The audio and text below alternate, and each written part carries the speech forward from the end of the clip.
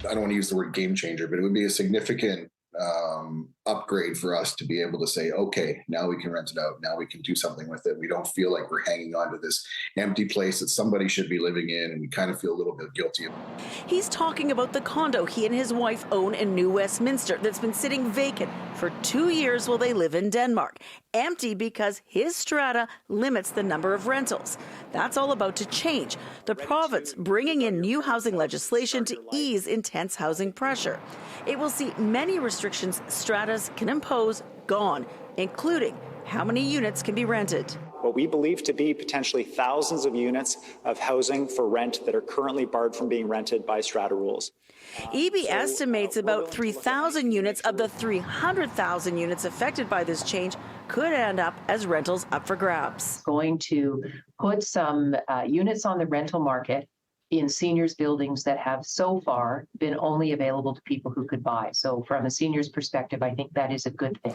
Stratas will also no longer be able to limit residents by age. This has led to some people having to move or sell when they have children. The exception will be buildings deemed 55 plus. Stratas can still ban short-term rentals. From the owners we've heard from so far, they're terrorized by this because the dynamics of their communities are probably going to change significantly over time. Eby says significant change is what's needed to increase places people can call home in BC. This new legislation also taking aim at getting municipalities to move faster and more efficiently to make changes that will lead to more housing. Instead, that we're looking at the big picture. How much housing do we need?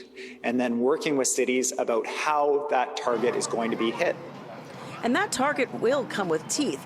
If a city doesn't hit the timeline, this new legislation allows enforcement. But it sounds more like it's going to be a soft touch than a hammer. You could see them as a series of escalating interventions. We don't go immediately to stepping into a community and saying, you must approve this, you must approve that. There are a series of cooperative steps. Housing expert Tom Davidoff says it's a good plan, the province taking the reins when necessary. If municipalities are not allowing enough homes to be built in their jurisdictions, then the province is going to step in and require that. And I think that's a very positive step. One that is going to take time. While changes to strata rules will kick in this week, the work with municipalities will take months. The first step to identify 8 to 10 communities needing the most help to start. The province not naming the worst, but giving credit to cities like North Vancouver, Langley, Victoria for adding housing density the right way. There are a number of mechanisms that we can use. These are just 2 today that we're announcing, and there is more to come. Eby's leadership platform had a number of other steps to chip away at the housing crunch, including implementing a tax on flipping homes. In Victoria, Liza Yuzda, City News.